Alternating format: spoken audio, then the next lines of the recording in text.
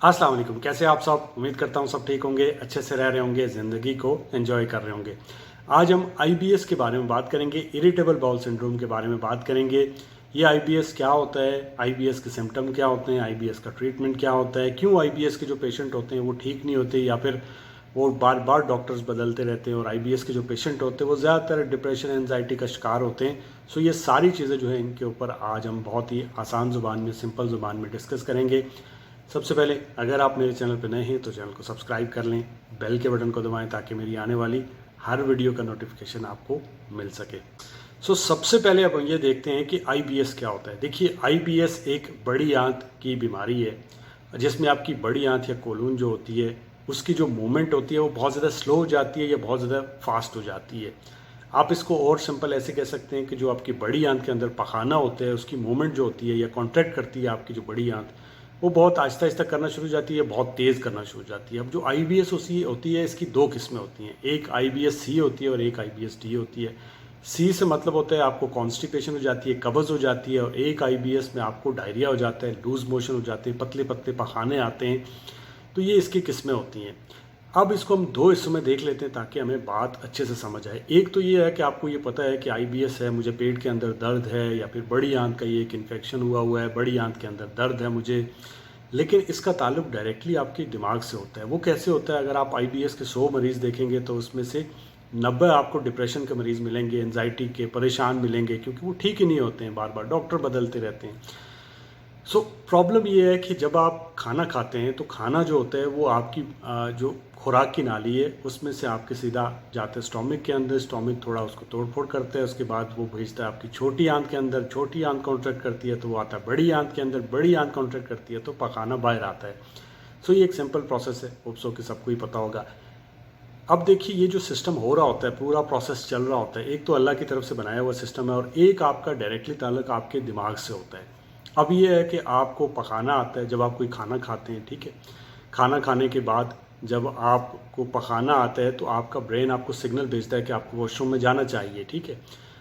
Simple इसको एक और मिसाल से समझ लेते हैं। देखिए, अगर आप किसी गर्म चीज़ को हाथ लगाते हैं तो गर्म चीज़ को हाथ लगाते हुए आपको नहीं पता चलता, लेकिन आपको थोड़ा सा जो गर्म फील होता है, आपका ब्रेन आपको सिग्नल भेजता है कि हाथ को पीछे हटाओ, तो आप हाथ को पीछे हटाते हैं, लेकिन तब तक थोड़ी बहुत उंगली जो है वो जल चुकी होती है और आपको एक डिस्कम्फर्ट सा फील होता है।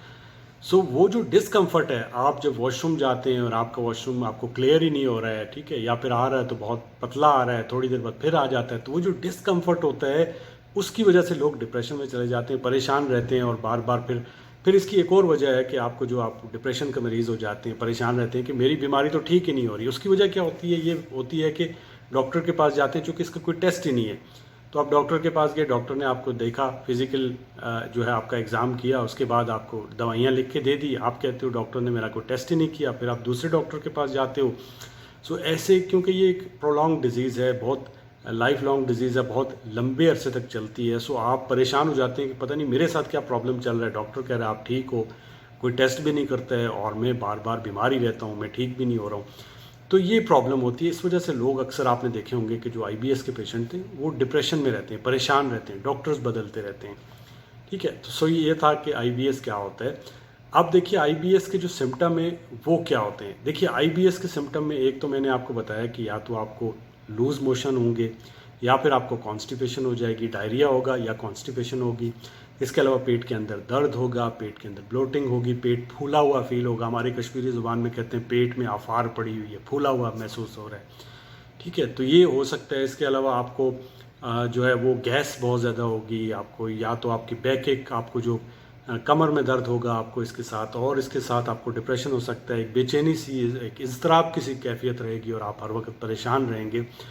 तो ये सारी जो सिम्टम होते हैं वो इसमें हो सकते हैं आपको। या फिर आप जब पखाना करेंगे तो पखाने के अंदर आप देखेंगे आपको पीप आएगी, ठीक है, वाइटिश कलर का आपको एक उसके अंदर जो है वो सब्सटेंस सा देखने को मिलेगा। ये सारे सिम्टम होते हैं कि आपको आईबीएस है।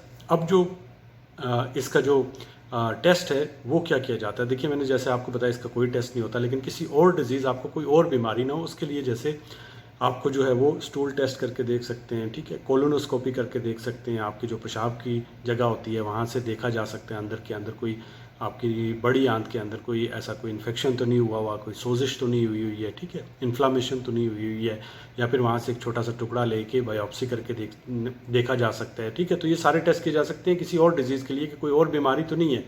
अगर वो नहीं है तो फिर आपका डॉक्टर जो है वो IBS लिख के आपको भेज देता है। अब हम ये देखते हैं कि इसका ट्रीटमेंट क्या है। देखिए, इसका जो ट्रीटमेंट है वो मेडिसिन से मुमकिन नहीं है, लेकिन जो आपके सिम्टम हैं उनको थोड़ा ये कम कर देती हैं। जो दवाइयाँ मैं आपको बताऊँगा, गैस्ट्रोएंटरोलॉजिस्ट मिला जुला के यही दवाइयाँ आपको देते हैं, लेकिन ये ट्रीटमेंट नहीं है। ये आपके सिम्टम को आपको समझना होगा कि ये थोड़ा कम कर देती हैं। कौन कौन सी दवाइयाँ दी जाती हैं? फॉर एग्जांपल, आप जो है वो जाके कहते हो कि मुझे डायरिया हो गया है, पतले पतले मोशन आ रहे हैं, मुझे पखाना बहुत पतला आ रहा है, तो उसके लिए वो आपको लोपेरामाइड देता है, जो कि इमोडियम नाम से आती है। अगर आपको बहुत ज़्यादा है तो वो 2 टैबलेट से शुरू कर सकता है, नहीं तो आपको बाद में एक एक टैबलेट भी खाने को बोल सकता है। इसके अलावा एंटीबायोटिक साथ में दी जा सकती है, जो कि बहुत कॉमनली गैस्ट्रोएंटरोलॉजिस्ट लिखते हैं, रिफेक्सिमिन नाम से आती है। सो ये साथ में लिख के दी जा सकती है। इसके अलावा अगर आपको पेट में साथ में दर्द भी हो रहा है तो एंटीस्पाज्मोडिक जो है, जिसमें बहुत कॉमनली बास्कोपान दी जाती है, वो आपको साथ में दी जा सकती है। और गैस हो रही है तो गैस के लिए गैविस्कॉन या फिर डाइजेक्स MP जो सिरप होता है वो साथ में लिख के दे सकता है। इसी तरह अगर हम बात करें कि अगर आप जाके कहते हैं मुझे कॉन्स्टिपेशन हो गई है, कब्ज़ हो गई है, पखाना आ ही नहीं रहा, लेटरिन में जा रहा हूँ, लेटरिन क्लियर नहीं हो रही है, तो उसके लिए आपको लेग्जेटिव दी जा सकते हैं, जिसमें डेल्कोलेक्स आती है या फिर लेक्टोलोज सिरप आता है, क्रीमाफिन सिरप आता है, कोई भी इनमें से दिया जा सकता है। साथ में आपको एंटीस्पाज्मोडिक, जैसे मैंने आपको बताया, बास्कोपान वगैरह दी जा सकती है, एंटीबायोटिक दी जा सकती है, और साथ में आपको स्पोगोल खाने को बोला जा सकता है। स्पोगोल आपको कॉन्स्टिपेशन में भी दिया जाता है, डायरिया में भी दिया जा सकता है, सो दोनों में इस्तेमाल कर सकते हैं इसको। और साथ में क्या दिया जा सकता है, और साथ में आपको प्रोबायोटिक्स दी जा सकती हैं, जो कि आपके गट हेल्थ को ठीक करते हैं। सो गट की हेल्थ की अगर ठीक रहेगी तो आपकी ओवरऑल जो अच्छे वाले बैक्टीरिया हैं वो प्रमोट होंगे, जिसकी वजह से आपकी हेल्थ अच्छी रहेगी, आपका डाइजेस्टिव सिस्टम अच्छा रहेगा। सो वो भी साथ में लिख के दे सकता है। सो ये पॉसिबिलिटी है। तो ट्रीटमेंट जो होता है वो मिला जुला के यही आपको दिया जाता है। अच्छा, कुछ चीज़ें हैं इसमें जिनमें आपने बहुत ज़्यादा ख्याल रखना है, जिसकी वजह से आप ठीक हो सकते हैं। देखिए, ये ठीक तभी होगा जब आप अपने आप को ठीक करेंगे। अब अपने आप को कैसे ठीक करेंगे? अपने आप को आप ऐसे ठीक करेंगे कि सबसे पहले आपने अपने दिमाग को समझाना है कि मैं ठीक हूँ, मुझे कोई प्रॉब्लम नहीं है।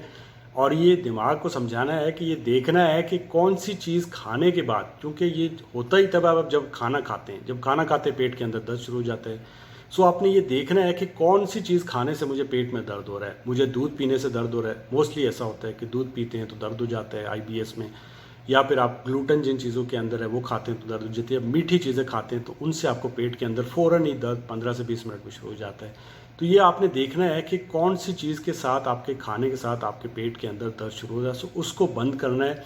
और कोशिश करनी है जो मैंने आपको बताई ये चीज़ें, और स्पाइसी चीज़ें जो है इनसे अवॉइड करना है।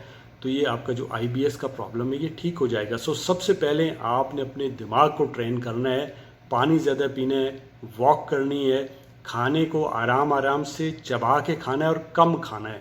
तो इससे आपका ये जो IBS का प्रॉब्लम है ये ठीक हो जाएगा। इसकी डाइट के ऊपर आने वाले दिनों में एक वीडियो तफसील से बनाएंगे। होप्स हो कि वीडियो आपको अच्छी लगी होगी, वीडियो की समझ भी आपको अच्छे से आई होगी। अगर आपका कोई सवाल है तो आप कमेंट सेक्शन में लिख सकते हैं। दुआओं में याद रखिएगा। अल्लाह हाफ़िज़।